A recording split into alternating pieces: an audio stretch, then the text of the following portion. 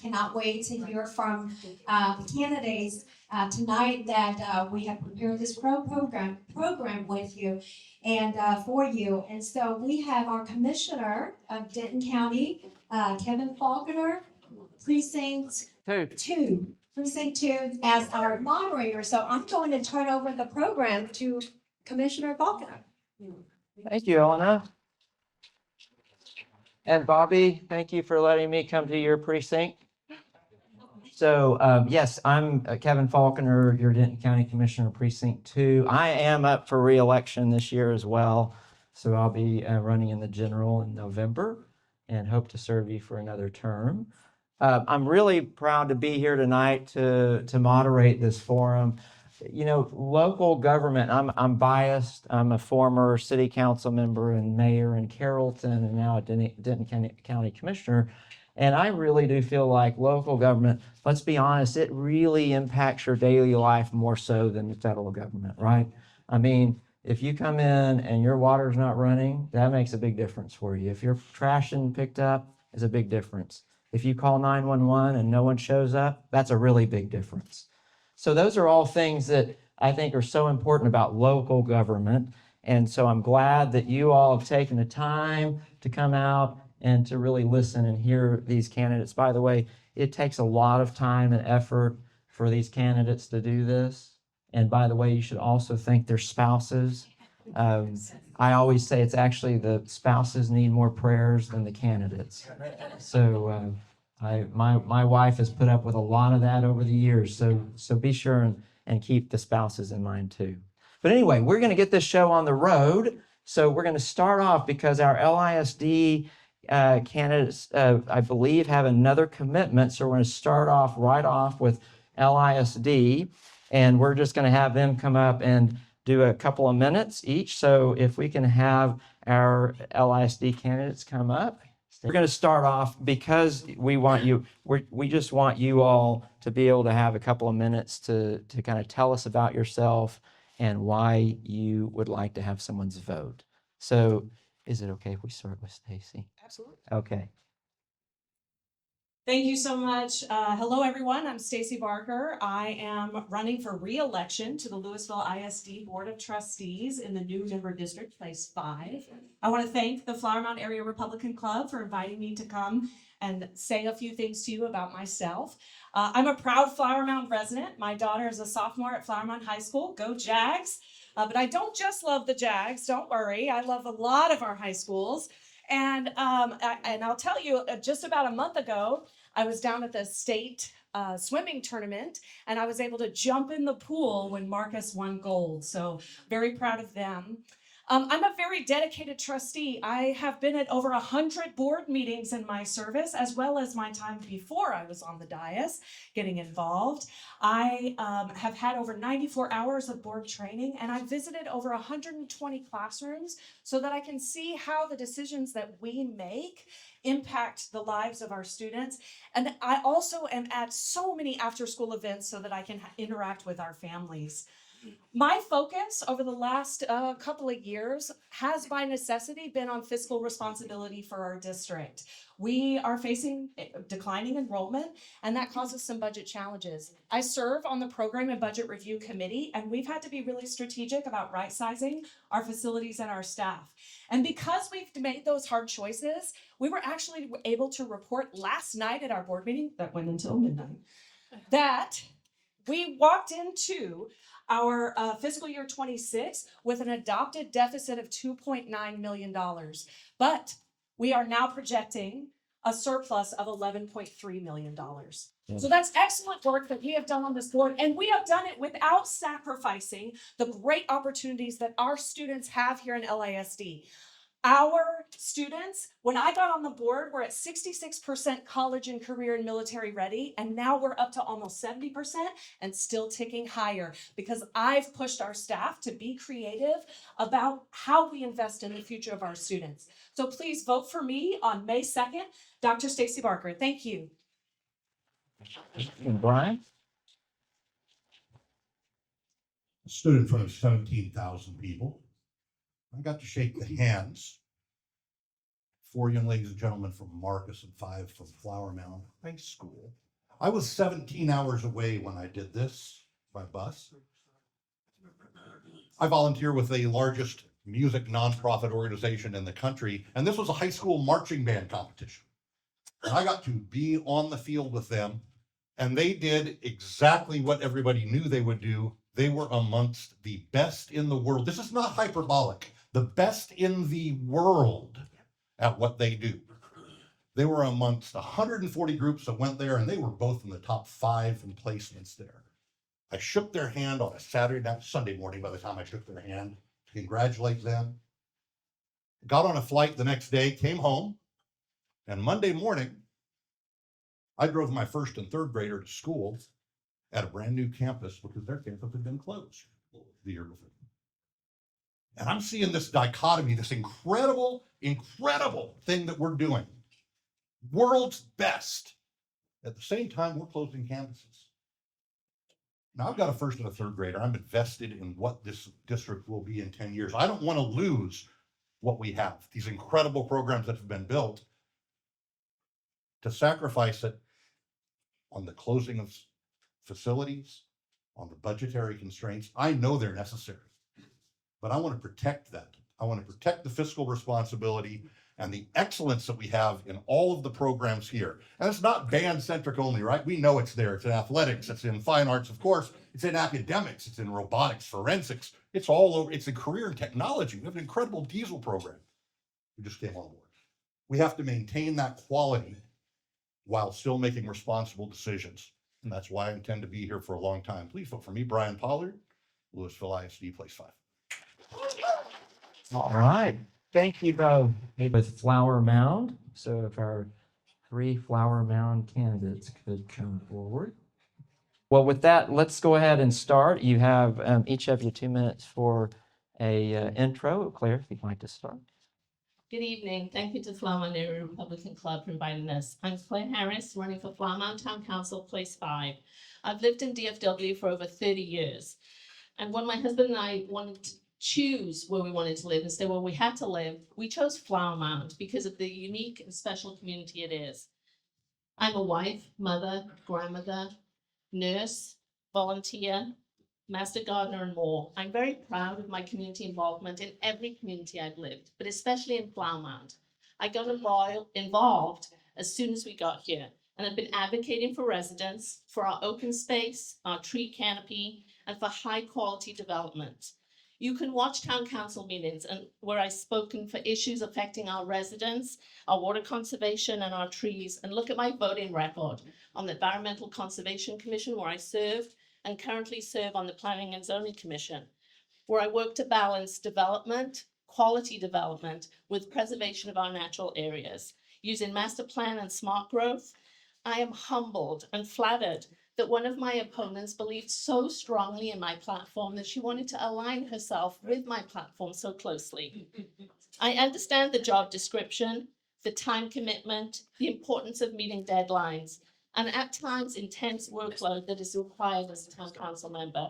I'm ready, willing, and able to serve the residents of Flower Mound to help keep Flower Mound the best place to live. Thank you. Hi, my name is Susan Cox, and I'm running for the Flower Mound Town Council, place 5.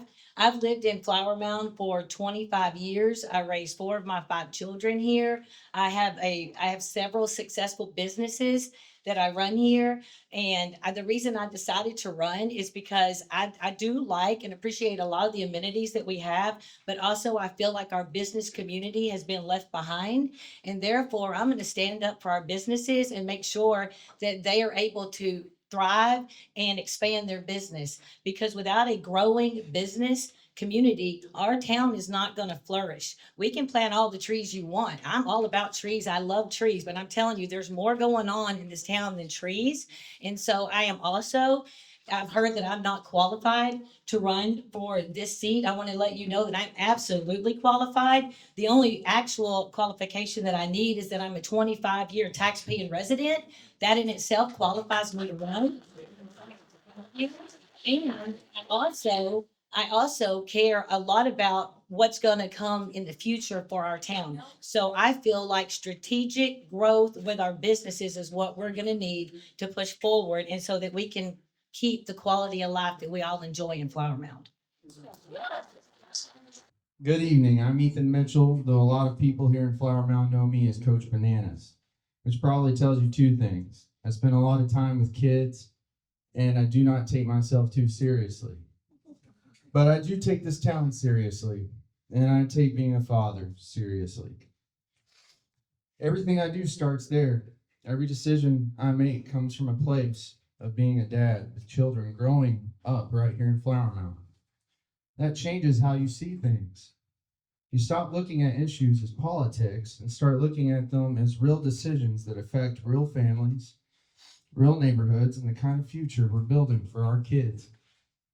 I'm running because I love this community, because I know what it means to work hard, to sacrifice, to keep showing up for the people that matter most. I know what sacrifice looks like. There were seasons in my life where I worked multiple jobs, often more than 100 hours a week, to make sure my family did not have to go without. And that shapes how I think about responsibility, service, and the needs of working families. That's been true in my education, in my career, in my service, and in my life as a father.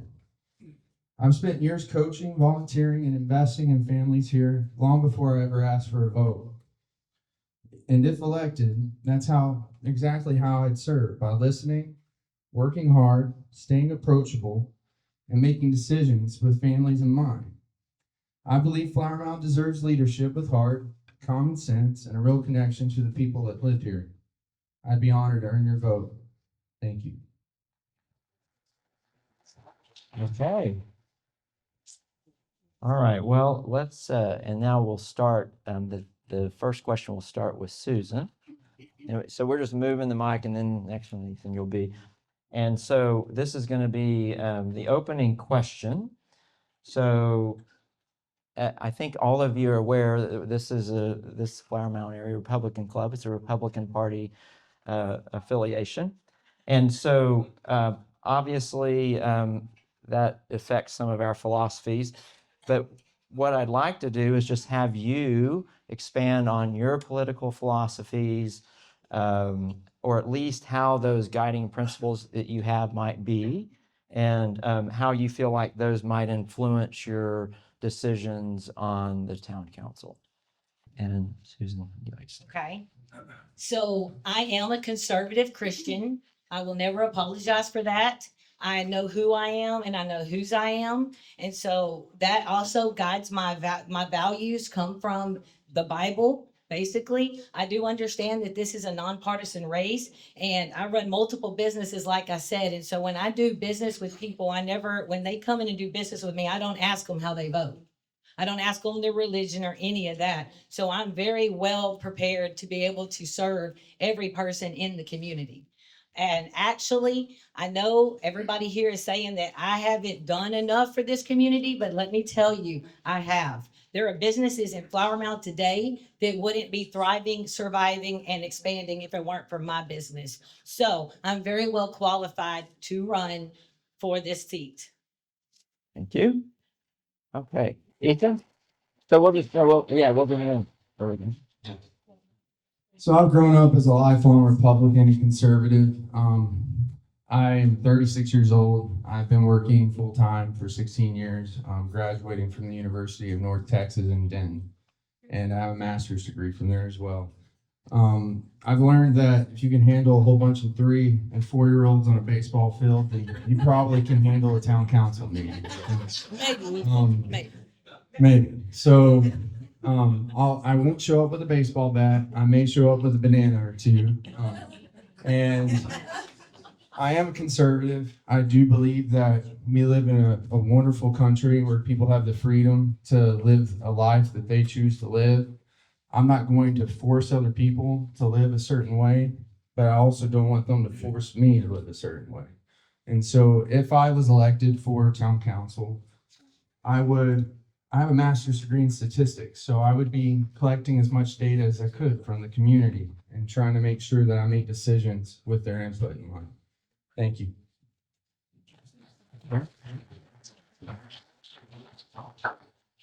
So I stand before you as a proud independent voter. I don't vote a straight party ticket, so everybody here should be trying to get my vote. Every Democrat should be trying to get my vote, and Republican, because I vote for who I feel is the best candidates. I will not accept endorsements from either party in this race because it is a nonpartisan race. But more than that, the role of town council is nonpartisan. And we represent all the residents of Flower Mound, as one of my opponents said. It doesn't matter where they go to school, where they live, how they vote in a local election, or anything else. We represent everybody, and I intend to do that. Thank you.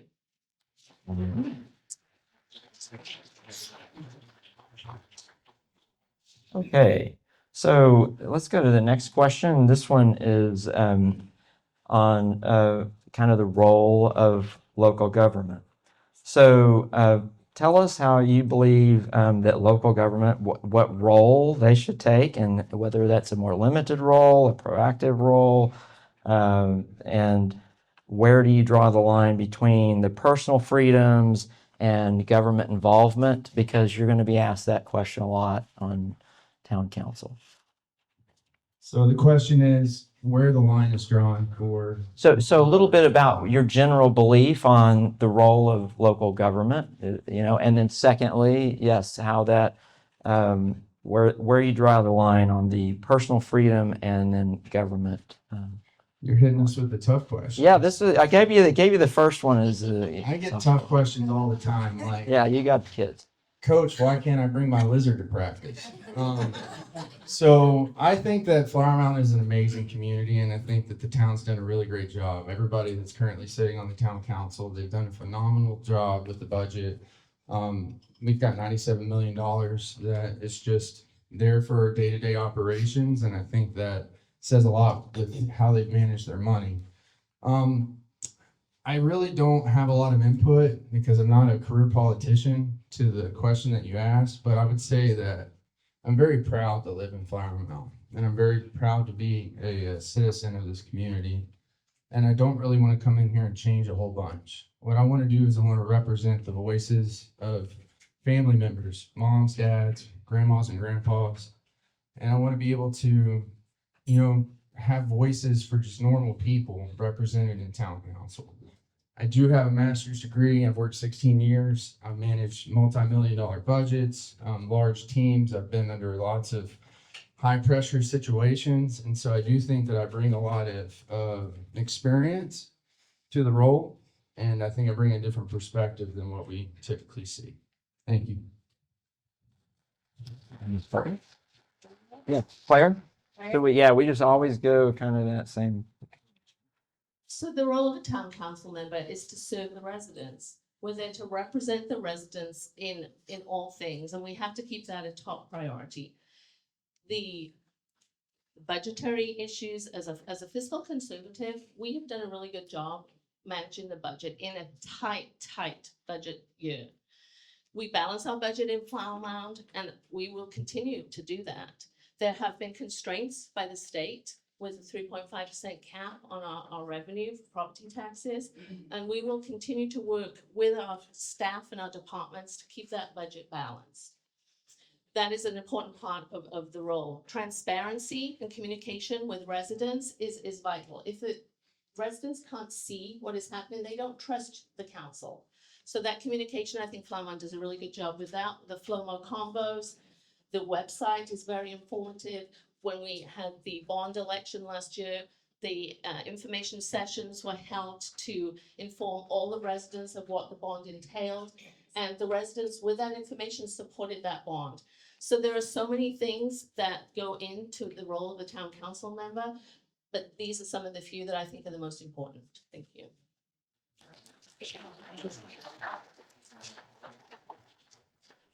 Okay, so I believe that local control is very important. I think that if anybody comes in here from the state and tries to tell us how to run our town, that we can absolutely fight back. And I'm a fighter that will fight for this town. I've been doing this for many years in the business world. I also believe that we don't have a good messaging program here. I've talked to hundreds of people in the last 5 weeks, and half of them don't know anything that's going on. And I understand that Flower Mound's giving themselves an award for being a good messenger to the community, but that's exactly not true. So I would like to be able to change that and go and have something so that we can see it. Just like when you go and you sit at Culver's at the red light, and there's a sign that says Flower Mound Jaguar, 6 o'clock Thursday, come out and support. How about we let the people know what we're voting on? So when they get hit with it and it's approved, passed, and built, they're not saying what in the hell happened here. Because that's what's going on here. And so we need a better messaging issue in this town. And I plan on doing that and being a supporter to the local businesses because they feel like they're being stifled here. And I think it's very important that we continue to grow our local business community because if they are not thriving, like I said, you're either growing or dying. So we want to grow, but we want to grow strategically. And I have some plans for that. And I would love to be able to earn your trust and your vote so we can make that happen together. That's good. All right. I'm going to do this one as hold this one because I'm going to do this one as a follow-up because I don't think any of you actually answered this, and that's okay. I want, as a county commissioner and having been a local city official, counties, we have, you have a lot of rural area, right? And so those property rights things are different, right? So if you want to have, cars in your driveway, whatever, it's not a big deal. You got a lot of acreage. But in cities, it's a little different. If your neighbor decides to shine a light in your bedroom window, it might affect you, right? So I guess what I want to ask is to give me a little perspective again. This will be just 30 seconds on that line. Like, how do you balance personal property rights and personal rights and then what the government should be doing? 30 seconds. I hope nobody's shining lights in my bedroom window. But I want to take this moment to talk about a gentleman named Arnold Yan. I don't know if any of you are familiar with who Arnold Yan is, but unfortunately, he went through a divorce and he had his house seized by the government, and it's currently being sold. And so his little girl has no home to live in right now. I think that is a huge overstep for the government, and they should not be able to take someone's property in a family court case. Thank you. Claire? So, individual citizens have absolute rights to use their property how they see fit, as long as it does not negatively impact their neighbors or the rest of the community. For example, they use the example of a light shining. Noise is another thing. And that's why some of the zoning regulations and ordinances are set up to protect other neighbors, but property rights are absolute. Okay, so I believe that when it's your property, and you should be able to do what you want on that property as long as it goes with the master plan of our town and it fits in the town and in the neighborhood. So I believe if somebody wants to do something on their property, they should be able to, such as if they want to put a storm door on their house, they shouldn't have to come to the town council to ask if they can put a storm door on their house. That's a little bit of overreach, I think. All right. Thank you all for answering the question. That's great. All right. So now we're going to go into a public safety question. So if you will, give us your general philosophy on law enforcement, public safety, and how the town should ensure that the police and emergency services keep pace with our rapid growth, because we're one of the fastest growing counties in America. Oh, let's see. This has got to go back down to Claire. Sorry. So first responders are our heroes. They keep us safe, and we need to support them in everything we do. So even in tight budget cycles, we've been able to do some workarounds. The police chief in Mound actually swapped out an SUV order for 2 motorcycles because he believed that was more efficient for his needs. We upgraded the radios recently so that they can communicate not just within Flower Mound with each other, but countywide, because that was an issue they were experiencing. I saw yesterday that the new, I'm gonna get the name wrong, but it's a patrol boat, or it's for use on Lake Grapevine. And the reason that they replaced this in a tight budget cycle is because it was 20 years old, the previous vessel, and it didn't hold all the equipment they needed to address issues on waterborne issues and shore issues. And this gives them room for the equipment and all of the sonar technologies that they need in this time and place. Thank you.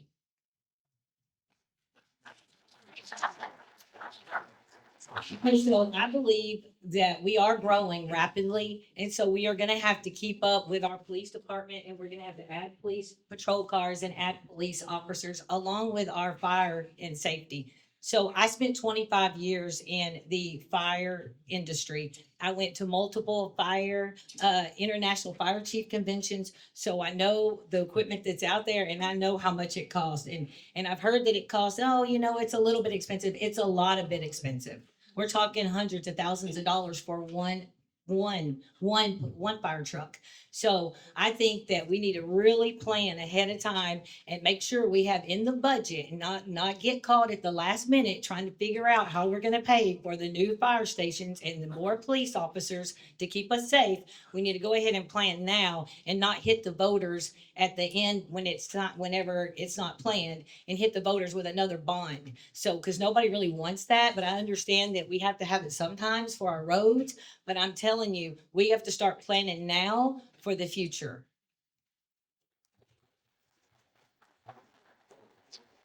I've had the honor and privilege of coaching baseball alongside a lot of firefighters in Flower Mound. Many of them from Station 2, including the captain that works there. And I think the approach that I would take on the question that was asked would be to do exactly what I've been doing over the last few years. Spend time at the fire department, talking with the firefighters themselves. Police officers that do a great job in our town. I bumped into one the other day at Quick Trip that recognized me, and we had some good conversation. I think that being there and actually sitting with them and asking the people that are in the trucks and that are putting out the fires and that are, getting the Kit Kats out of the tree, those are the people that we really should be talking with. And so if I were to be elected, I would do exactly that. I would continue to spend time with those that are actually serving us, getting their feedback and their input on the things that aren't efficient. I have a master's degree in decision sciences, which focuses on statistics. And I would take all the data that's shared with me, analyze it, and really try to get firsthand experience of what those people are doing so that we can make things more efficient. Thank you. Okay.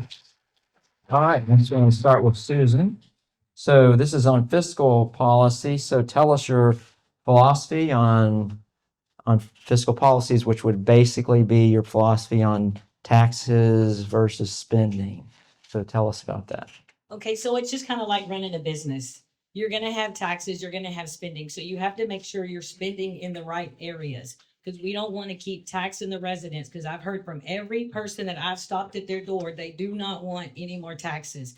I personally have a very high tax bill, a little bit frustrating, but we don't really want more taxes. So what we need to do is we need to balance everything out. It's just like your life. If you're always working, and then your family suffers. If you're all into your family, then your work suffers. Same thing with our town. Our town needs to be balanced. So we need to make sure that we're spending our money where it needs to be spent. And I would say that personally, I think we need to bring in better businesses, strategic businesses, and put them in the right place so we don't have traffic problems, because strategic businesses will allow us to have a revenue that will allow us maybe to reduce some of the taxes on people.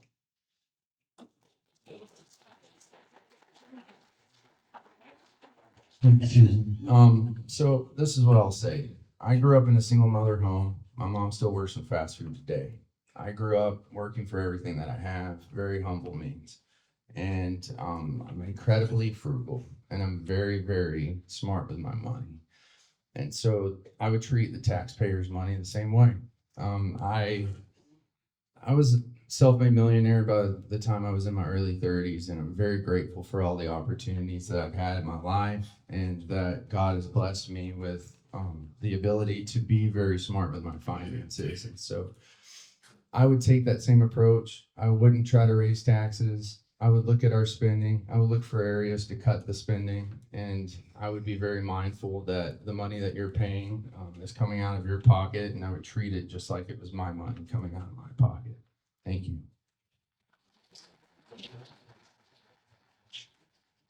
So the town has two main sources of revenue: property taxes and sales tax. There are some fees and other incidental things that contribute, but those are the two main ones. Property values rather, have been flat over the last couple of years after going very, very quickly up. Sales tax has also flattened out, which has led to tighter budgetary measures. The current town council has reduced the property tax rate over the last few years and increased the homestead exemption to 20% this year, which is the maximum allowed by the state. I would absolutely be in favor of working with our state representatives to see if we can increase that homestead exemption further. And I know there've been some questions in the community. Some of our neighbors freeze taxes for seniors. We should examine if that's something we could do in Flower Mound, but we have to look at all the implications of that and how that would affect our budget and our services, our high quality services that the residents expect. Okay. I think it's Ethan first on this one. So this one's going to be a little bit on development and growth. So as a council member, you would have a lot of say in some of the development that's happening in the town.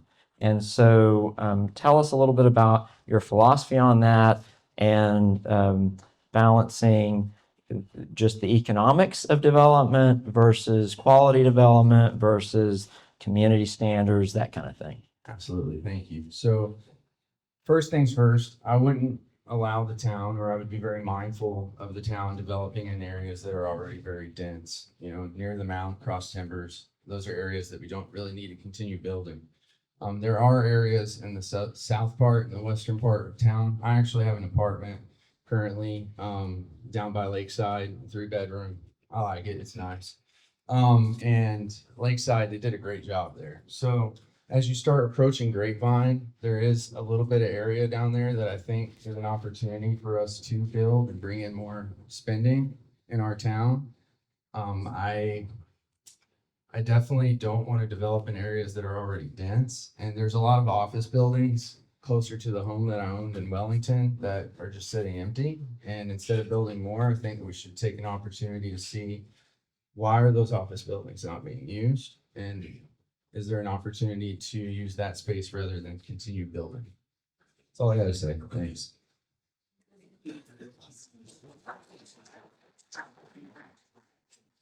So Flower Mound has been very fortunate to have had visionary leaders over the years, going back to Bob Rudisill, our first mayor, who stopped us being annexed by Irving. The mayors and town councils in the 80s and 90s put forward our first master plan for Flower Mound and our smart growth policies. And these are the gems that have kept Flower Mound from growing appropriately over the years. We use that master plan and smart growth as our guideline, because there are parts of town that are more appropriate for density. Paul West, between 377 and 35W, which is the Denton Creek district, is more appropriate for density.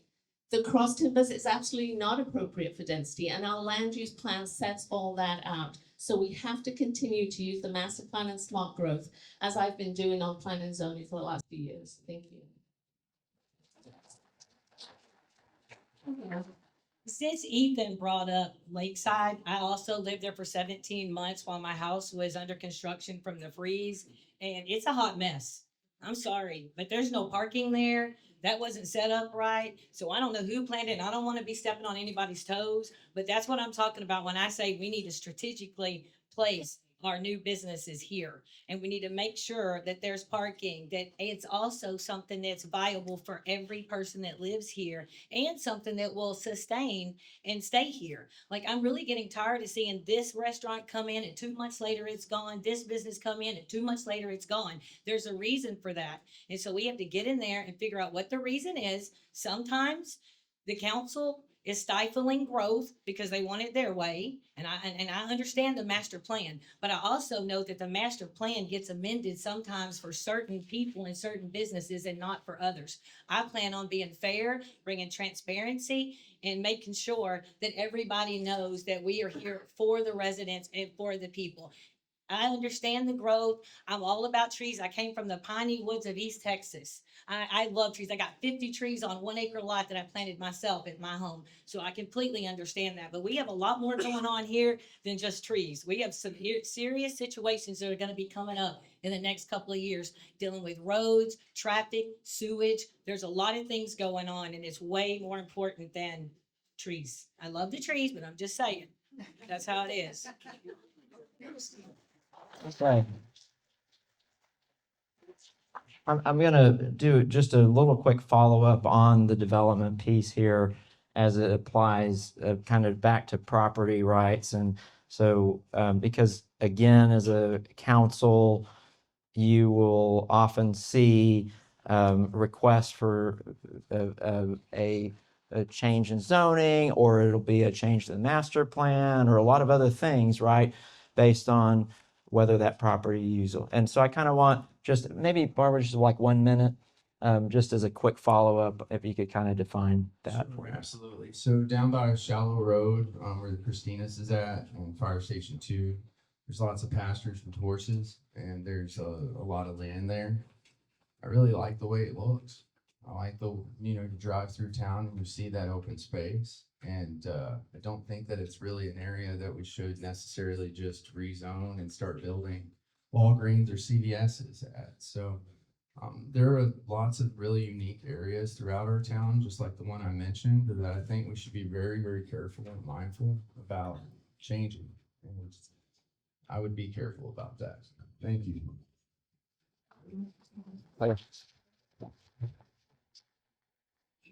So landowners have the right to develop their property. And I know we don't want to hear that because we want it to look as beautiful as it is today. But they have that right. And they have the right, if it's within the master plan and our zoning ordinances, to not even come forward for any exceptions if that's what they choose. It's when they come forward for exceptions on that property that we have the opportunity to work with them and work for a better product for the town and for that homeowner or landowner. There are parts of town that are ripe for commercial development. 35W Frontage Road, Flower Mound's only freeway access. It's going to have commercial development, and that landowner had that right to do that, and it's been approved. So I think landowner rights are important. They can develop that land, but we need to work with them when they ask for exceptions and things that are not in the master plan.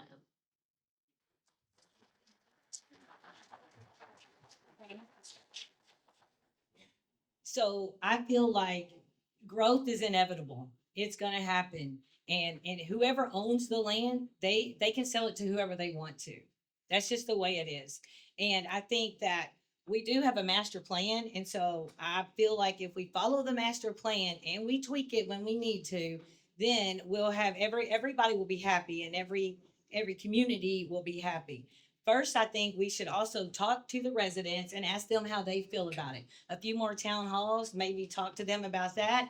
But if there's, say they own their land and then we need it for a road to the fire station, that's something that we've got to talk about, because we need that, and I completely understand that. So I think that it's their land. I don't understand why we have to tell everybody how they need to live on their own property that they bought, unless they're gonna do a big greenhouse that's 14 stories high. That's unacceptable. But the rest of the stuff, I think the city kind of needs to stay out of that a little bit. That's my personal opinion. Okay, I think this is clear now. All right, we're gonna go to some question about your decision making. So many issues, well, quite frankly, most issues are going to be ones that are not controversial and they're going to be easy. But those aren't the ones that are tough, right? So there's going to be many issues that are going to come before the council that are going to be very polarizing, and residents will have very distinct philosophies and thoughts about that. And so you're going to have a chamber filled with residents, or you're going to get lots of emails, those kind of things. So tell us how you feel that you will help to, what principles you're going to use to guide those decisions in those controversial topics. So as our planning and zoning, when we get the packet of the agenda for that meeting, it could be a couple of hundred pages. So that's your first go-to, is examining the information that the staff has put together for you. During the meeting, the staff makes presentation, the applicant makes presentation. You get emails from residents during the time coming up to the meeting that go into impact your decision making. You have to strategically examine all of the information that goes into that decision. Even up until the meeting, people come forward for public comment, all of that, no council member should go into a meeting thinking that they know how they're going to vote. They should absolutely make that decision after every piece of information has been given to them, and they have the ability to assess all of that information. Yeah, you're right, Mr. Faulkner. The easy ones, the hella stop that nobody wanted, that's an easy road. The other ones that are more controversial, where there is more density of housing, as there was in the Monarch development, they're a little bit, commission was actually split on that. But I think the vote went to the developer and the landowner because of the commercial development that he was proposing that would be benefit to the town, even though the housing was a little denser than some of the commissioners would have liked. It was within the zoning and it was approved, but it was a more difficult decision.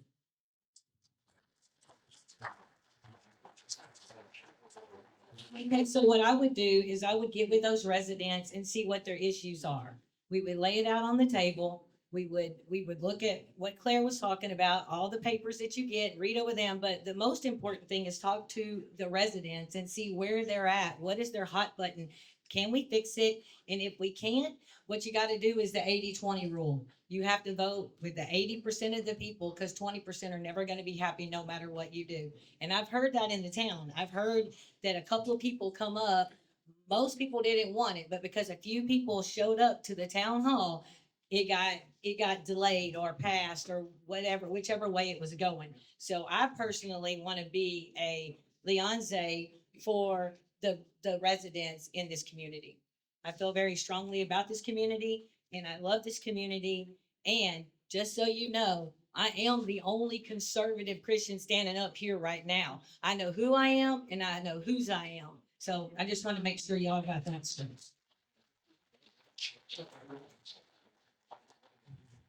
Susan, I really like you a lot. I'm also a conservative Christian, so I want to make sure I'm clear about that.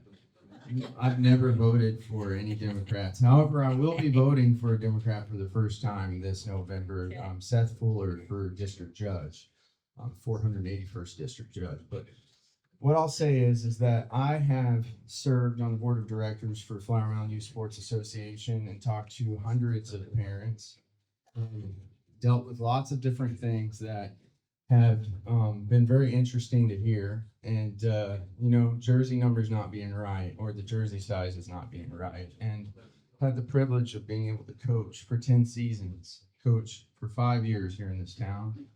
And I'm just a dad, just like all of these normal people. We're all normal people. We're human. We all have something to contribute to the community. And so tying off of what Susan said, because I do think she had a great answer, I would spend time speaking with the people and asking them questions and trying to understand what's important to them. And I'm very grateful to be here. I think my two opponents are amazing people. I think all three of us would do a great job here for this town. And I'm just very grateful to live in Flower Mound. Thank you. Okay. So we're going to do a close now. So you get just a couple of minutes. Let's see who was last to start. 1 minute. 1 minute. Just let's just do 1 minute. So Ethan, you want to go in? Sure. Yeah. All right, my name's Ethan Mitchell. Once again, I go by Coach Bananas. Thank you again for the opportunity to be here tonight. At the end of the day, I'm not running because I want a title. I'm running because I'm a father who loves this town. I know many families in Flower Mound work hard, sacrifice, and do everything they can to build a good life for their children. I understand that mindset deeply, and I believe our town deserves leaders who never lose sight of the fact that this is where our kids grow up. That matters to me deeply. I want Flower Mound to continue being the kind of place where families are proud to call home, a place with strong values, safe neighborhoods, thoughtful leadership, and a real sense of community. I've spent years showing up for this town as a dad, a coach, and a volunteer. If elected, I'll keep showing up the same way, with heart, humility, common sense, and a commitment to serve. And yes, maybe with the best nickname in this race. Thank you, and I'd be honored to earn your vote for Flower Mound Town Council, Place 5. Claire? The future of Flower Mound depends on decisions that the town council is going to make over the next few years.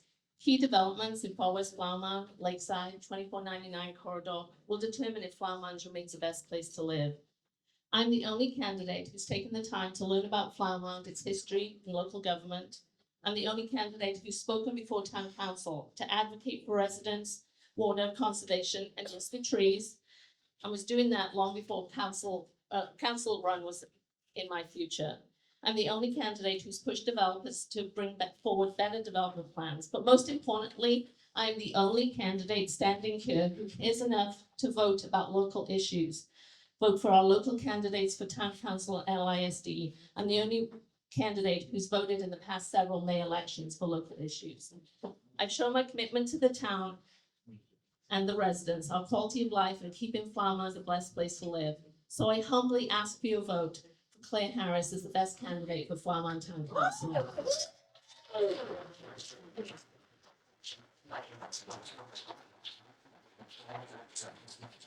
So like I said, I've lived in this community for over 25 years. As I see it, we don't have anybody representing our businesses on our town council. Isn't that crazy? That means they're not speaking for everyone. The business owners, we're a little bit different. We go to bed at night and we have to lay there and think about tomorrow. While people that work for other people, they get to go home and go play. I got to go home and worry about the next day. So like when COVID happened and everybody was watching the online town council meetings, I was trying to figure out how to get my direct businesses that do people to people business. I was trying to figure out how to keep them in business. And that's what we did. I keep my employees working. I keep my businesses going. So with that, I'm here to say that I will be a voice for everyone. But I also think that you can't blame me for not being on any of your boards or any of that, because I was like Ethan. We had 3 boys. They did select baseball here. My husband was the football booster club president at Marcus High School when the stadium was built. I did a whole lot of stuff behind the scenes that nobody even knows. So all that other stuff is a wash. I'm telling you, I'm your person. I'm the best candidate for this seat. And I appreciate your vote and your trust. And I promise I'll do the very best job I can. All right, let's give it up for the Flower Mound Place 5. Thank you all. So next up, we're going to go to Lewisville, and we have we're going to go with Place 3 first because. Oh, yes, I'll hold it. Thank you. With this, so we have our Place 3 Lewisville candidate, and Ronnie Cade had a family emergency, so Commissioner Mitchell is standing in for Councilmember Cade, and so and Adrian was going to start. We're just going to have a 2-minute opening so that they can talk, and then we'll move to the next place. Thank you. Excellent. Thank you. Go ahead. Ladies and gentlemen, thank you. Good evening, everyone. Thank you for being here tonight. My name is Adrian Doko. I'm honored to stand here as a candidate for Lewisville City Council Place 3. Lewisville is not just where I live. It is home. It's where my family has worked, served, and built a life for 3 generations. As a small business owner, a community leader, and someone who has spent years working to help shape the future of our city. I'm running because I believe Lewisville deserves leadership that is present, practical, and focused on the people who call this city home. For the past 25 years, my family's restaurant, Parma's, some of you may know it, has had the privilege of serving hundreds of thousands of people right here in our community. And when you serve that many people over that many years, you hear what matters to them. You hear their concerns about rising costs, excessive traffic, public safety, misguided growth, and whether their neighborhoods are getting the attention they deserve. You hear their hopes for their children, their businesses, and their future in Lewisville. That matters to me because leadership starts with listening. I'm running because I see both the promise and the pressure facing our city. Families are feeling stretched. Residents want transparency, accountability, and confidence that City Hall is working for them. They want a city that is safe, strong, and prepared for the future. And I believe this is a defining moment for Lewisville. We have the opportunity not just to grow, but to lead. We can build a city with stronger neighborhoods, smarter infrastructure, safer streets, and better support for small businesses. As chairman of the Lewisville 2035 Vision Plan, I've seen how important it is to think ahead. The future is being built right now through AI, 6G We connectivity, can wrap up. autonomous technology, and modern. If you can wrap up, Adrian. infrastructure. Excuse me? If you could wrap up, your time's up. Okay, I'll wrap it up here. But leadership is not just about innovation. It's about trust. It's about listening. It's about making sure every. All right, and that's Adrian. Thank you, Adrian. Thank you for your time. And Commissioner Mitchell for Ronnie Cade. Good evening. Ronnie Kay certainly wanted to be here, but she had an emergency and she couldn't be here. I want to thank the Flower Mound Area Resident Republican Club for holding these forums. I want to thank the citizens for coming out. Welcome to Denton County Precinct 3. I am going to be speaking for Ronnie Cade. She's written out information for me to speak on, and so I'm going to try to stick to that because that's what I'm supposed to do. Good evening, and thank you for the opportunity to speak tonight. Building a strong community doesn't start when you file for office. It starts years before your name ever appears on the ballot. For Ronnie Cade, public service was never about an election. It has always been about Lewisville. This city raised and shaped her and gave her the opportunity to build a life here. Serving Lewisville is her way of giving back and ensuring that the future generation inherit a city that is safe, strong, and thriving. Her family roots are here. They run deep, long before this was the city we know today. Her family worked this land. Her husband of 45 years was fourth generation, and her children were fifth generation, and her children and graduates of Lewisville High School. She is hoping for a sixth generation. Lewisville isn't just where she lives, it's who she is. She called Lewisville home for 55 years, and for more than 3 decades, she's been deeply involved in public safety, city government, and community advocacy. She's a former small business owner, a longtime civic volunteer, and served this city in many roles. She's always backed public safety with an action, not words, helping launch the city's first gang unit, creating teen courts, supporting the police academy and explorers program. Service over self isn't a slogan for her, it's a way of life. She has served on local, county, and regional boards, was a fire department reserve, and spent decades advocating for seniors. Today, Lewisville has the lowest tax rate in years, top value ratings, and major redevelopment projects. I'm going to skip ahead. On the Dallas Morning News question, there was a question about taxes, arrest, and Ronnie wants you to know that she is a tax-paying citizen here in Lewisville. She's never been arrested. Her business has never had a tax lien, and nor has her home had a tax lien. She serves with integrity, commitment, and honesty, and that should be the corner of any elected official. Thank you so much, Commissioner Mitchell, for Ronnie Payne. All right, thank you both for your time. Okay. Now we go to Lewisville Place 1, Aram Ali and Brent Kirkendall. We're gonna sit. We made the call. No, please do. That's why we have those chairs there. I don't understand how everyone's been standing. And you're welcome if you want to stand while you're speaking, that's okay, but you don't have to. And so we'll do the same thing. We'll start with you're open for 2 minutes, and whichever you like. You've got the mic, Brent, if you'd like to start. So 2 minutes. Hi, everybody. Brent Kirkendall here, running for Lewisville City Council, Place 1. I've called Lewisville home for 55 years. 12 of those years, I was overseas doing mission work in Sweden and Russia and Southern Europe as well. Those years overseas formed a lot of my opinions about how things should or shouldn't be. I've seen a lot of things, traveled to 30 countries and lived in four different countries.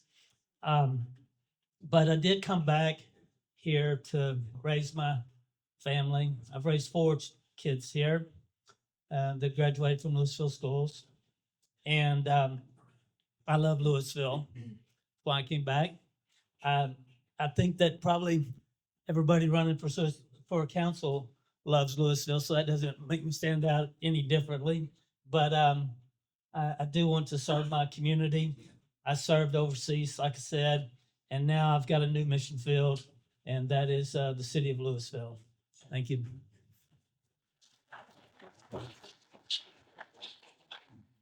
Good evening. Before I begin, I'd like to first thank the Flower Mound Area Republican Club for hosting this forum and for having us here. I'd like to thank my fellow candidate, Brent, and his wife. I've really enjoyed getting to know them over these past few weeks. They're lovely people. So thank you for being on this wild ride with me. Everyone that's sitting up here right now before you in the audience that's running for their various positions are doing so because they felt a call to serve. And I'm just gonna take a few minutes to tell you, a few seconds, not a few minutes, I won't go over time, tell you about my calling and who is Aram Ali. Well, I'm born and raised in DFW. Like Mayor Charlotte said, the greatest state in this country is Texas, and I am a born and raised Texan gal. I'm a diehard Dallas Cowboys fan. Do not fight me on it. We are going to the Super Bowl. I bleed blue and silver. Deal with it. It's just what it is. I've lived in Lewisville for 34 years. I moved here when I was 16 years old. The only other place I've lived is Richardson, Texas, from birth up until 16. We landed in Lewisville, and I never left because there was no reason to. It's a great city. It's my home. I'm a mom. I'm a wife of 3 gorgeous young men who have gone through the Lewisville High School feeder pattern, are now in various stages of college, hopefully falling off my payroll very, very soon. Amen to that, please. I've had the role of room mom, PTA mom, and my favorite, band mom. I served on the executive committee for Lewisville Band Boosters. I'm current planning and zoning commissioner, Citizens University. I mean, as you get to know me, you'll see my resume. I don't want to bore you guys with that. But with all that said is, I'm a strong proponent for this city, for property owner rights, for protecting the stability of our tax base, supporting our public safety departments and law enforcement, and finding creative and fiscally sound solutions to revitalizing our aging infrastructure and commercial sectors. And that's why I'm running for Lewisville City Council, Place 1. My name is Aram Ali. Thank you. Thank you. All right. So we'll start off with, similar to what you heard before, that this is a Republican club. It is a nonpartisan position, but we'd love to hear your philosophy on how those political philosophies and guiding principles might affect your governance. And if we can, let's start with Aaron, and then we'll Thank you, Commissioner Bachman. So this, when I was listening to other people answer this question, the first thing that came to my mind is, don't ever judge a book by its cover. I think the problem in society right now is people have a lot of preconceived notions just by looking at people on who they are, what they must believe, and how they must vote. My voting record, for anybody that cares to look it up, is probably public. You can find it, and you're gonna have preconceived notions. I don't fit into any one peg. Once you get into that voting booth, you don't know what someone has done, who they voted for. And I am proud to say that I have voted for Republicans, I voted for Democrats, I voted for independents, and I voted for people that don't conform to any such way.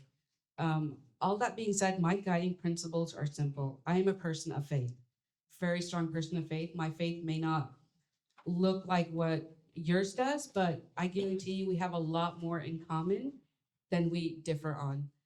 When it comes to serving on the city council or in any nonpartisan position, and let's be very clear, city council is nonpartisan. What serving on P&Z has taught me is when you're coming up to make a decision on behalf of almost 140,000 residents, my philosophy is stay in your lane. What does the city charter say? What do our state regulations say? And most importantly, what is Lewisville's strategic plan, our 2025 and our 2035 vision plan state? That's what is going to guide me to making decisions.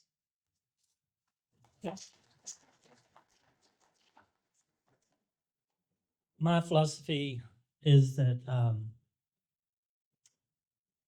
God is in charge. I'm a Christian. I've voted conservative Christian values all of my life, ever since I voted for Ronald Reagan when I was in 1980, I believe it was. But I think our people are tired of all the division in politics. I think that we need to come together as a society and say enough is enough of all of the divisiveness and hatred and name calling and meanness that we see in politics. And so I've decided to, no matter how this ends up, I'm going to bless my friends on Aaron and the other gentleman that didn't show up. I think there's a third guy. But, and I'm going to be civil towards them, and I'm going to treat them as a Christian would and should. And that's with civility, with kindness, with love, compassion, generosity. And yeah, that's how I'm going to run my life. I'm going to continue to live a Christian life, even in the political realm. Amen. All right. And Brent, we'll let you start on this one. So I'm going to combine a little bit. So I think you both had mentioned character in Lewisville, lots of strong opinions about that from residents. And so that will bring out, kind of like we asked before, a lot of polarizing and different perspectives. And so give us your perspective on how you would govern on those very controversial topics, and what's going to be your guiding principles on that. On controversial issues, I think it's important to listen, to study, and to pray for wisdom. Every citizen deserves to be heard, and of course you can't make everybody happy all the time, but we have to listen to the citizens and also study the material, find out what the recommendations are, and then, like I said, pray for wisdom. The Bible teaches us that God is in control overall. And I believe if we can seek his wisdom, and he'll give it to us. And that is particularly important when it comes to guiding local government.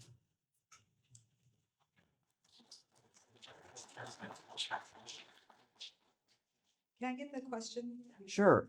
So there's a lot of strong opinions in this town about community and how it's put together. And so oftentimes there will be very controversial topics. It could be a zoning case, it could be a new ordinance. So tell us how you deal with those very difficult decisions where there are very strong opinions on either side, and how you would guide, what would help guide you in your decision making.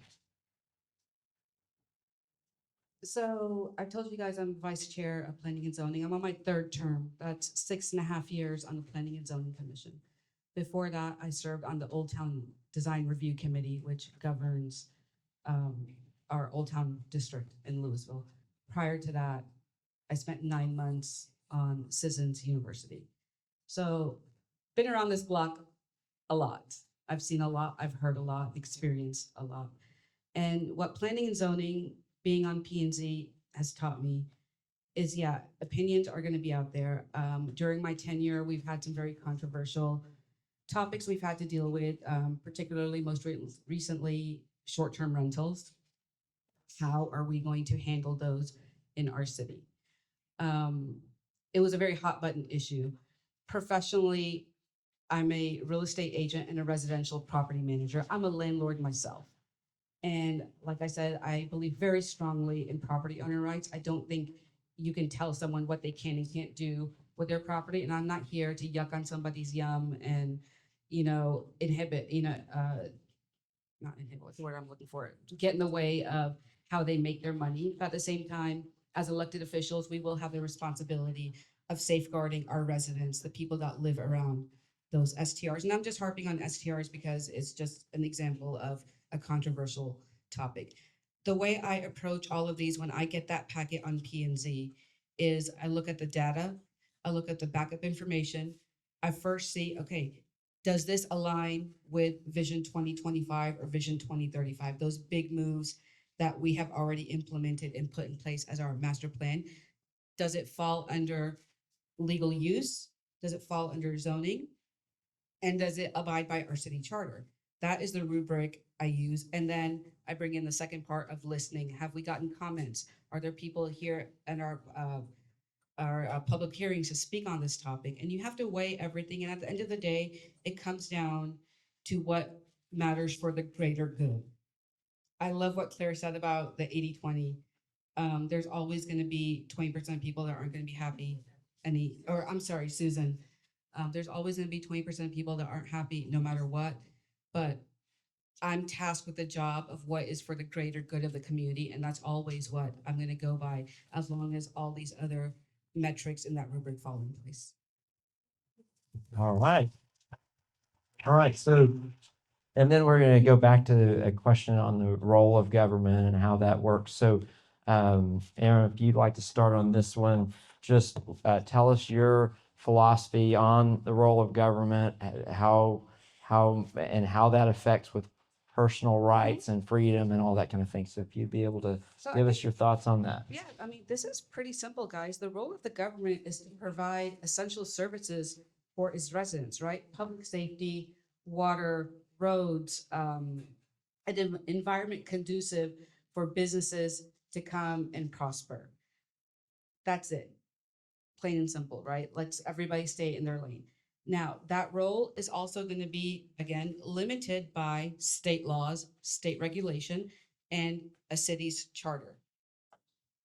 Stay in that lane, abide by those things, and I mean, the pieces all fall into place. The puzzle fits together very nicely as long as all of those things are balanced. My personal philosophy is just follow what's, the blueprint that's in there. And Lewisville just does such an amazing job with staying cohesive.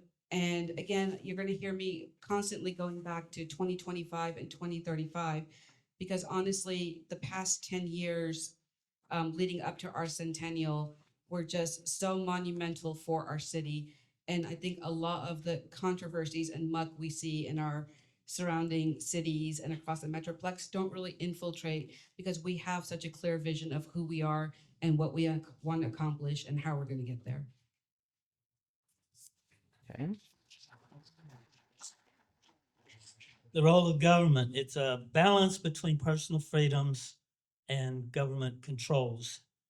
I think of in 2012, there was a city council in New York City that wanted to control how big Coca-Cola could be. I think that's overreach of government. Another example was out in California. There was an example where they said that churches were non-essential during COVID. And I think that's not the role of government. But an important role of government is, for example, we had a new neighbor who moved in across the street from us, and they wanted to run a used car lot from their front yard. They had nine cars parked in the front yard in the grass, and we were able to call a one Miss Beth Adams that works for the city. Sweet lady came out, little lady, but she carries a big stick, and she told them they had to get those cars out of the yard. And so we were happy for that role of government, local government. So yeah, that's kind of my take on the role of government. Okay. So this time, and Brent, we'll start with you on, and I think you only needed 1 minute for this, the question about taxes versus spending and how you deal with that balance and all that goes with that. Okay, well, that one's easy. Render unto Caesar's what is Caesar's, Jesus said. There's obviously a place for taxes, that we have to pay taxes. And but it's important that we have checks and balances in place to prevent fraud and waste and abuse. It seems like every time we give somebody an opportunity, they start taking more money than they should. And so we have to have those controls in place to alleviate that.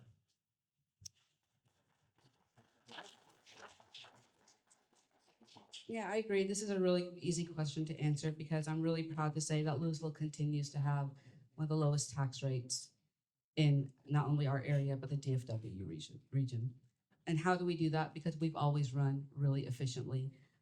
If you look at our employee to resident ratio, I believe it's right around 14 city employees to one resident, right? We're about 100, almost 140,000 people, and I think maybe like 125 permanent staff members at City Hall. I mean, we trim the fat. We know how to get things done efficiently without spending a lot of money. And it's a balance of a 3-tier system. Like, you know, a lot of other people have said, I'm not going to keep reiterating it, but property taxes, sales taxes, and fees, it needs to stay balanced. Lewisville has consistently paid off its debt early. And if elected to council, you know, I'm really excited about being able to continue on with that process.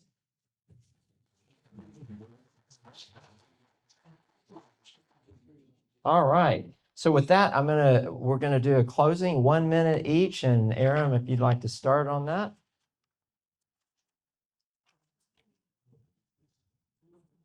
Volunteering is second nature if you were raised in that environment. And I'm really proud to say that I was raised in a home where community was the paramount thing. Community is wanting for others what you want for yourself. Community is striving to listen always. Community is about meeting people where they are at. And that is something that I have always done in all of my endeavors. Mayor TJ Gilmore recently said something that really stuck with me, and that was, cities don't work if residents do not engage. And I have spent the last decade plus engaging in my community. All of the people I've met along the way that have poured into me have left a really indelible mark on me. And I'm sitting up here because not only do I want to be that person for someone else, but I want to pay them back for what I've gotten from them. The lesson learned, build a relationship in the community first before you decide to do something about it. And that's why I'm running, because of those relationships that I have built, and to continue on with that tradition. I'm Aram Ali, running for Lewisville City Council, Place 1.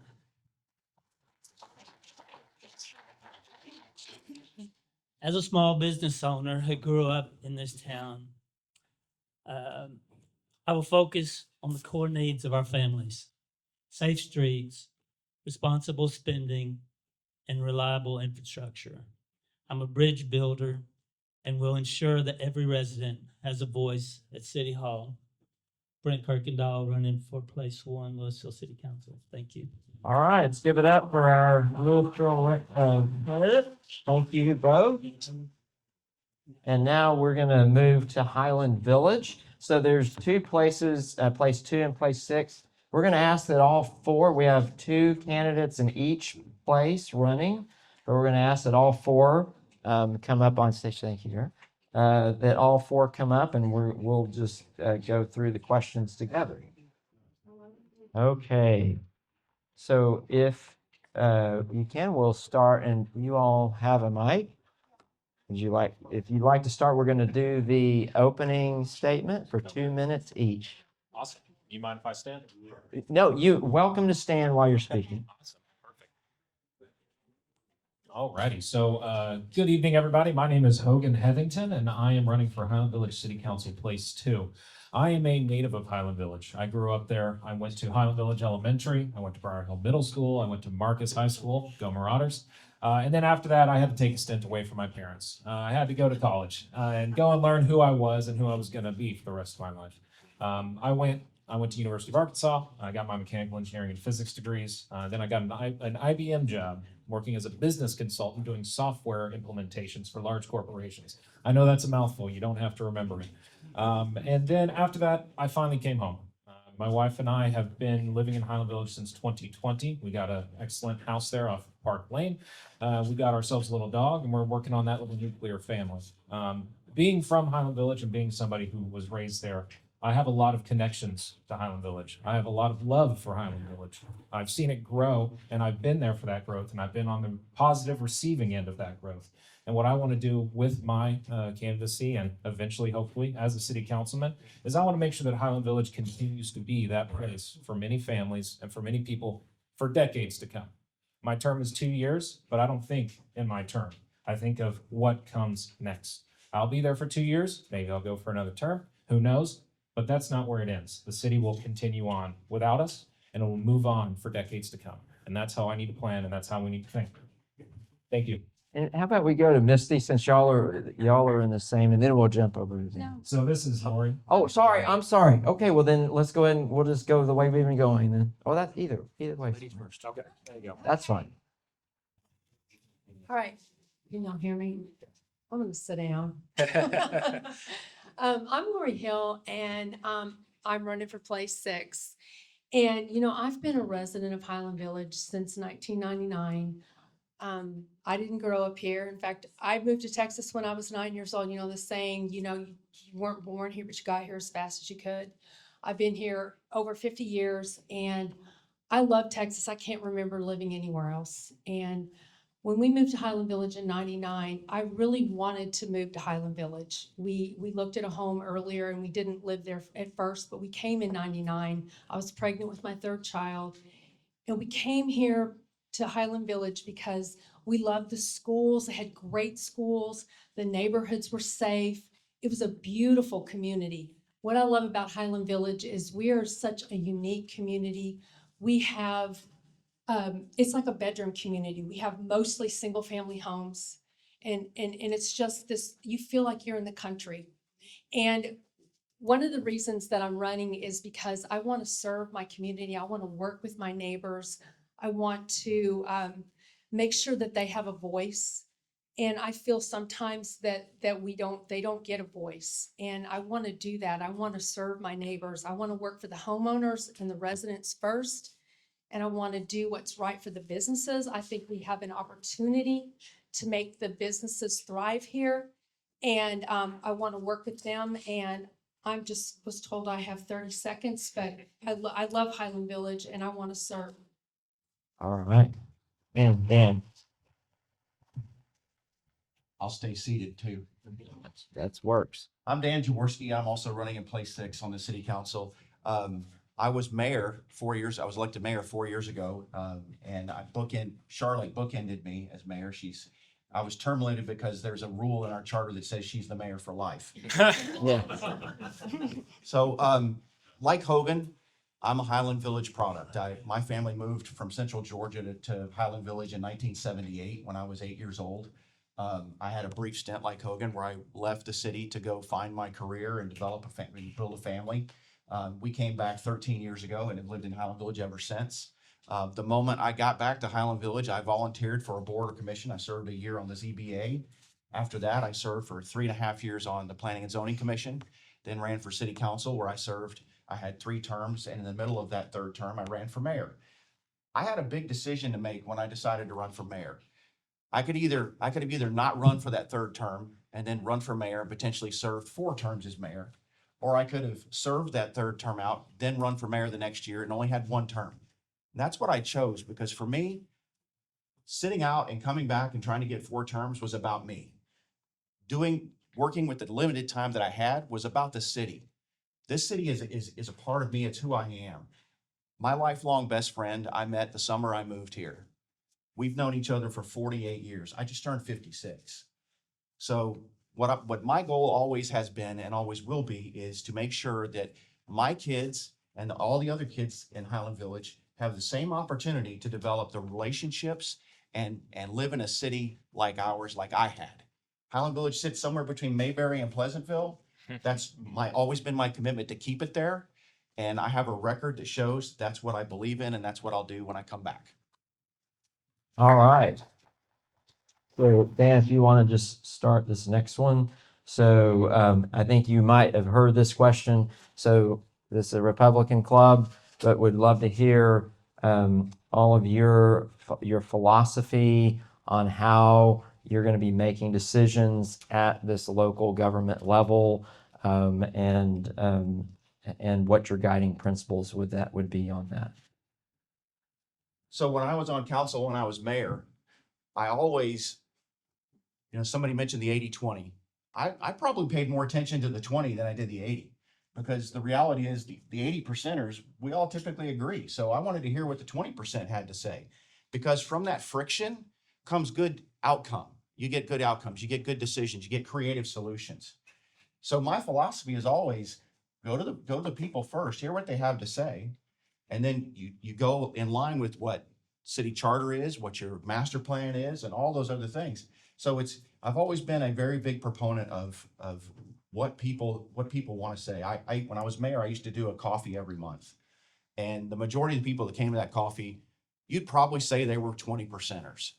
And they came with questions. I never knew what questions were going to come, which is why I enjoyed it so much. It forced me to always be prepared to be on my toes. But from those conversations, from that back and forth, a lot of good relationships came out of it. And I was able to go back and take good ideas and work with those good ideas. So my philosophy is always what Highland Village is and what it has always been is what I'm all about. So I want to protect what we have. I want to maintain what we have. And that's what my record says I've done. And it's what I'll continue to do. And there we go.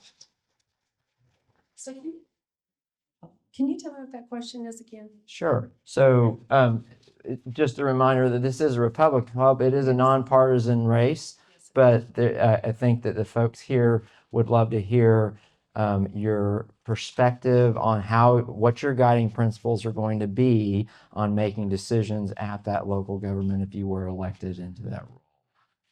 Okay, yeah, you're right. It is a nonpartisan race. Like that one gentleman, I voted for my very first election. I voted for Ronald Reagan. I never said, oh, I'm a Republican, but I always found myself voting for the conservatives because I liked their ideas. Because this is a nonpartisan race, we have to serve everybody in our community, not just the Republicans. Although, I am a conservative. I have an interesting story. I was visiting a lady and I was talking to her about running for city council. And she told me, she said, "Are you a Republican?" And I said, "Yes." And she said, "Well, I'm a Democrat."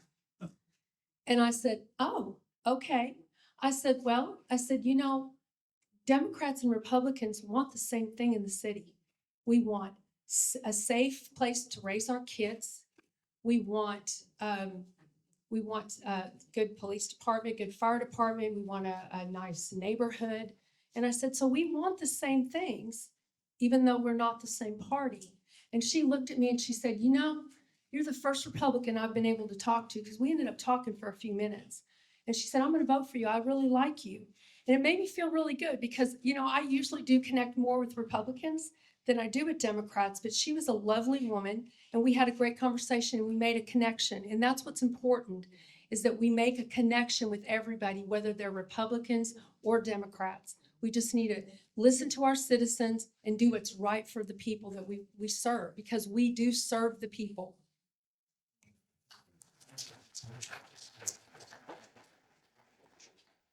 I'm going to stand again because I like getting my steps in. To answer your question here, what I always tell everybody is I'm a citizen of Highland Village. And what that means is I'm one of you. I'm your neighbor. I'm your friend. I'm a person who cares about the things that you care about. And I want to make sure that I always stay open to listening to what you have to say about the city. What are your issues? What are your objectives? What are your challenges that you're facing? What'd you have for breakfast yesterday? And how can I help make sure that your day is a little brighter? We have to make sure that we continue to be stewards of the city, because that's going to be the responsibility of city council, but that's because we're public servants for our fellow citizens. We are not above them, we are their equals. And we need to make sure that we listen to them, that we have dialogue with everybody, and that we make sure that when our decisions come out and we make those best calls, it's as a group with city council. It's not made by myself. It's not Hogan Heathington saying this is exactly how the city needs to go, because that's not what city council is for. I'm here to make sure that everybody's heard, that we have those hard discussions, those good dialogues, because we might not agree on everything, but I want to know what you think. And I want to make sure that we come to a conclusion. Maybe you're not 100% on board with, but at least we had that discussion. So, thank you. Okay, so let's go to our next question. You might remember ones that we talked about this. Give us your philosophy on local governance as far as what role and how far that role should go and how that compares to personal freedom and personal rights. So give us your thoughts on that. So I believe that, you know, there is a place for government, because the government helps to keep us safe. You know, we have the police, we have the fire, we have rules. But I really believe that the homeowners and the citizens in our city, that they own the property and they have the right to have the life, liberty, and the pursuit of happiness. And I don't feel like the government should be so in our lives that we're not able to live our lives. And there should be rules to keep us safe, but we should not overreach. We should not have so many rules that people feel stifled and that they can't enjoy their lives. So that's all I want to say about that. I think I'm going to sit for this one. No, just kidding. Standing up again. Answering this question, thank you. It kind of bleeds into what I was just saying, right? We are the stewards of the city. We're there to make sure that everybody gets water, everybody gets electricity, everybody can get on a road and drive somewhere, that they can go and enjoy a walk on a trail without catching on a stone and falling over. We want to make sure that the city continues to be that safe place that everybody gets to love and live. There are personal rights to your property that we need to make sure that we do not overstep needlessly. If there is something that is dangerous, if there is something that is against code, against the city charter, we need to make sure that we are following up on those, because that is our duty as the city. It's what everybody had agreed to. It's what had been discussed. However, those can change in the future if needed, but that's a discussion. And that's not something we just make a decision on unilaterally. So we have to make sure that people have the right to do what they want with their property within restricted limits, because the city is ours to live in, and our personal property is ours to live in. And we got to make sure that we are respectful and not putting other people in dangerous situations or going against the things that we all kind of agreed upon living here.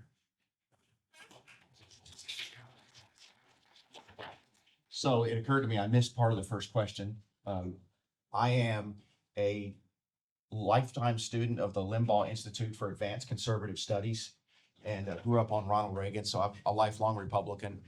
But as it's been said, it's a nonpartisan seat, so that goes back to what I said about, you listen to people, you build relationships, and you collaborate. In terms of local control, I really came up as a Republican in the late 90s when George W. Bush ran for governor and his platform was local control and personal responsibility. I still fundamentally believe that. I believe in that to my core. Unfortunately, some in our party don't. Some in our party have become big government Republicans, a lot of them in Austin. And they are putting a lot of pressure on county government, city government, school government to do things the way they want to. They complain about Washington doing that to Texas, but they're doing it to cities in Texas.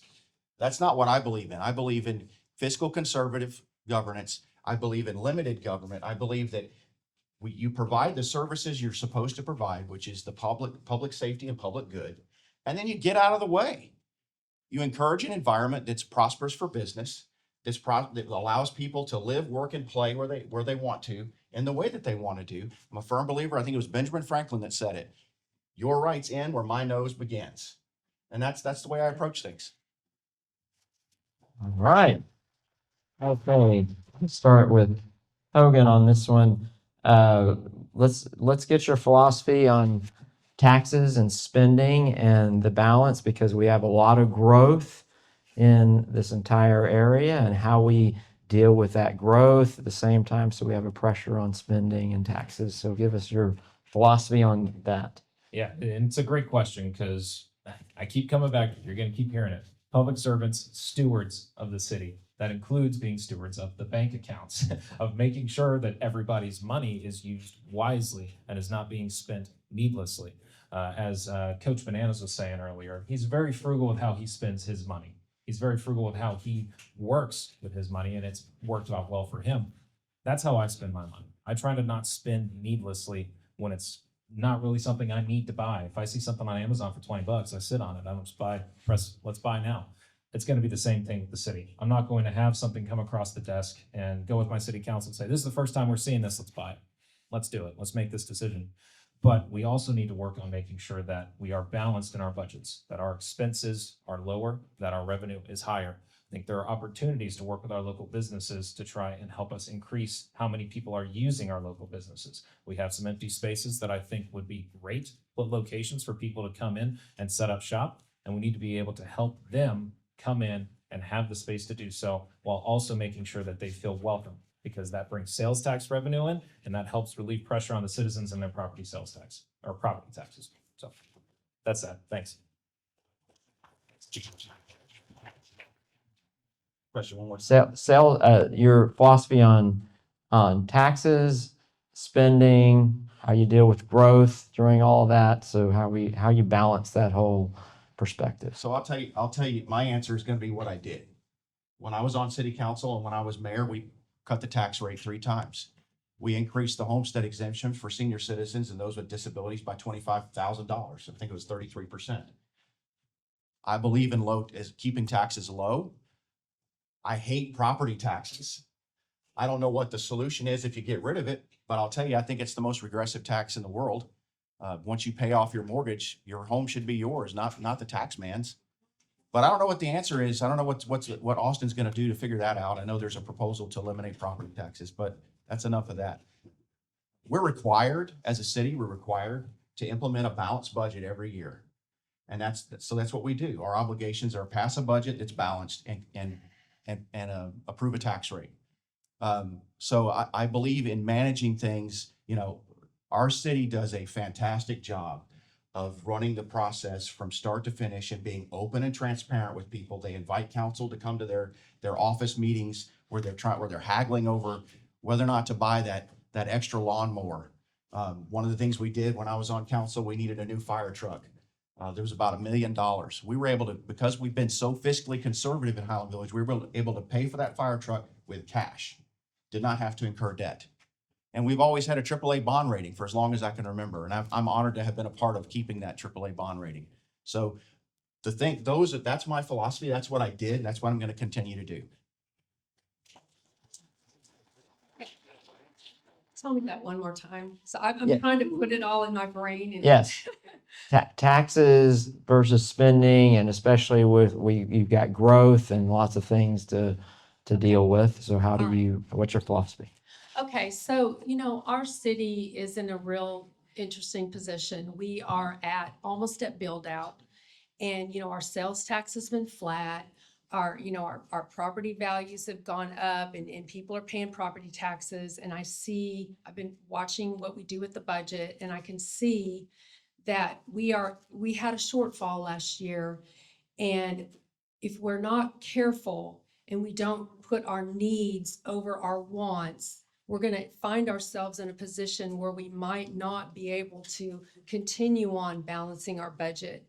And so I think one of the answers, I'm looking at the businesses. We have a lot of beautiful shopping centers, but there's a lot of open spaces in our shopping centers that need to be full. We need to bring businesses into our city and bring business that our residents want to actually shop at, and help those business owners to be prosperous, because I think that is going to help our city do well. We have a lot of different expenditures, but I really think, property taxes is a big one.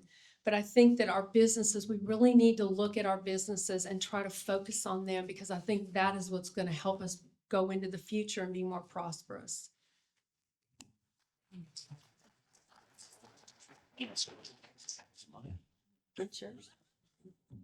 Okay, all right, so let's go to a question that you heard before, but there is always going to be those times where we come up with very polarizing and very diverse opinions on an agenda item that you're going to have to vote on.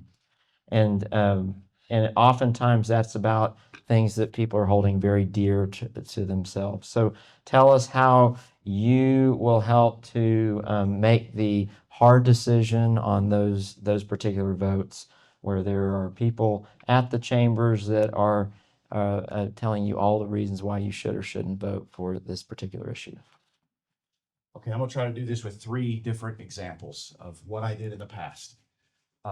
First, when I was on council, before I became mayor, and it bled into when I was mayor, there was a landowner that bought a piece of land near Heritage Elementary School, and he wanted to do a project there that was going to be condominiums, townhomes. His initial design was a terrible design. It's an absolutely horrible design. We gave a lot of feedback. He came back a second time with some improvements. Wasn't really quite what we wanted. And that by that time I had become mayor. So what I did is I went and I talked to the residents that were adjacent to that property and got their feedback. And then went back to the city, met with the developer and the city manager, and we walked through the feedback, and he came up with a better project. It took him a little while. Once I left office as mayor, it came back to council. It was a better project, and now it's underway. It's in development. It's going to be a great product, I think, for our city. A second example is when I was running for mayor, the big controversial issue in the city, and it's been a hot minute since we've had controversy in Highland Village. But at that time, there was a project proposal for apartments at the shops of Highland Village. And I made a decision early on where I stood on that issue. And what I learned from that was, if voters know where you stand, if you're honest and upfront with them and tell you where you stand, they'll respect that. I came out very early and said, I'm opposed to this project, and my cold dead body, this will pass. And lo and behold, we were able to stop it from happening. And the third example is, when you deal with people, again, it's all about honesty and transparency. And you give them respect. You let them talk. People, most of the time, they realize you're one of 7. You're not going to solve their problem all by yourself. But if you just hear them, they feel like they mattered. And so one of our jobs is to make sure that our people remember that they matter. So that's what I'll continue to do.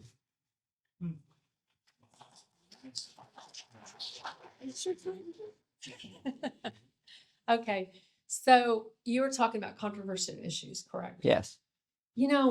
I think we've seen some of those in our city. We just had an issue recently about drones at Walmart. Was a real controversial issue with the citizens. Me as a citizen, I didn't want to see drones flying over my town. We live in this beautiful little, I call it a bubble. I mean, it is the most amazing place. It is single family homes. We have mostly single family homes. We do have a couple of places up on 407, but That's what attracted me to this town, is that it's peaceful, it's quiet, it's nice. And when they were talking about doing 200 flights out of Walmart over all of our homes all day long so they could carry 3 pounds. You know, the citizens really got upset about that. They didn't want it. They didn't want that. And I was really thankful that the council listened to the citizens, and that they listened to what they had to say, and that Walmart actually decided to back down. And I think that's a good thing. And I think that's what we have to do as council. We have to listen to the citizens. We have to understand what they want, because sometimes we think something's a great idea, but the citizens don't. And I think we need to listen to our citizens the most, because we work for them. We serve them. We don't rule over them. And I think that's the very important thing that we have to do, is listen to people and do what they want.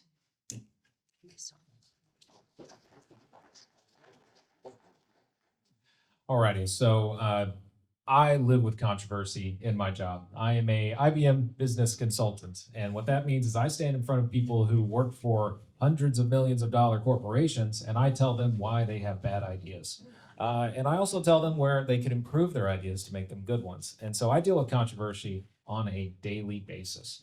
And from a more local level, going from that to something much smaller, I've been on the Parks and Rec Advisory Board with Highland Village for 4 years now. I started in April of 22, and I was lucky enough for my co-board members to make me the chair of that in October of 24.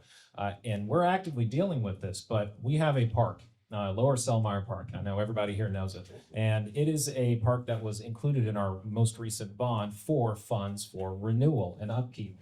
And I was talking to our Parks and Rec department head, Phil Lozano, and we were discussing how do we want to handle this. And I said, well, let's have the citizens come out and talk to us.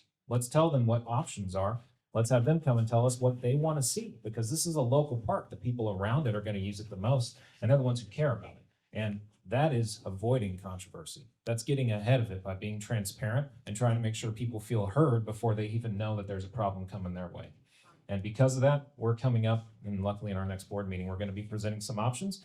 We're going to be discussing them, and if we like them, maybe we move forward, and if we don't like them, well, then we go back to the drawing board and we come back around. But transparency and making sure that we're honest and that we're in front of everybody about this and how we do things is the most important to keeping controversy free. And when controversy does happen, well, I do that on a daily basis, so. All right.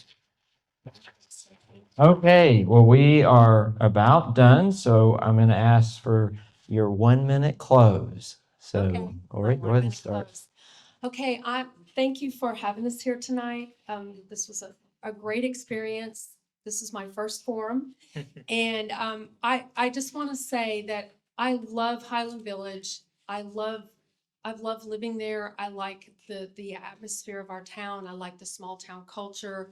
I like the fact that I feel like I'm in the country, but then when I walk out of my home and get in my car, 5 minutes down the road, we have the best shopping. And I just want to work for the citizens. I want to make sure that we are fiscally responsible. We can balance our budget. We listen to our citizens. We're transparent in what we do. And I just want to serve the community, and that's why I'm running. Thank you. All right, last time I'm standing up. So for this one, I appreciate the Flower Mound Area Republican Club for giving me the opportunity to come here. This is also my first forum. This is my first running that I'm doing. I'm only 32. Give me a chance. So for this, my main points are fiscal responsibility, maintaining a high level of service with the city, and keeping it a community that's safe and that people love to live in. When we do that, and when we listen to our citizens and we try to make sure we're making those connections and that they feel like they're involved in things, then we're doing things right. We are public servants first, stewards of the city. And I want to be a public servant. I've shown that with my track record on Parks and Rec Advisory Board. I show that with my current track record as a board member on the Friends of Highland Village Parks Foundation. I know we need to work on the name. But because of that, and because of my lifetime here, being a native citizen and coming back, I've proven that I love Highland Village and I want to do what's best for Highland Village for decades to come. Thank you.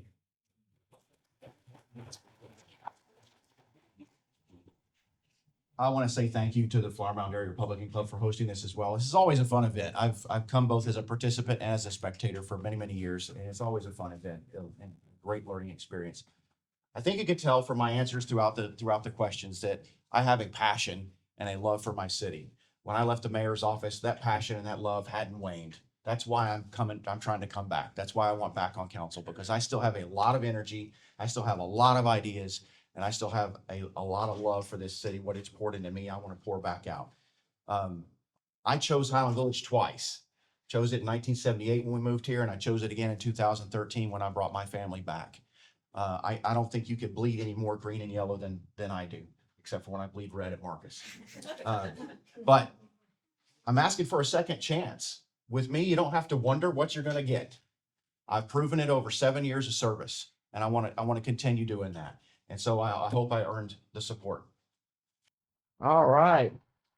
All right, we'll give it up for our Highland Village candidates. And that is going to finish our forum, and I'm going to turn it back over to Elena. Thank you so much. Give our commissioner. We just love Well done. and advancing our conservative values. And every second Wednesday of the month, we meet on the Riverwalk at Whiskey and Smoke. And so our next program, y'all are gonna love this, is on education. So we're going to have a panel on education and on ESA. If y'all know something about that, it's a little controversial, right? School vouchers. So we want to have a panel of people who are executing that program to tell us how and that's going on with ESA, school vouchers, and the process, and with the comptroller's office. So please make sure you come back for that program, May 13th at 6 o'clock on the Riverwalk. And y'all have a great night and hope to see you next month.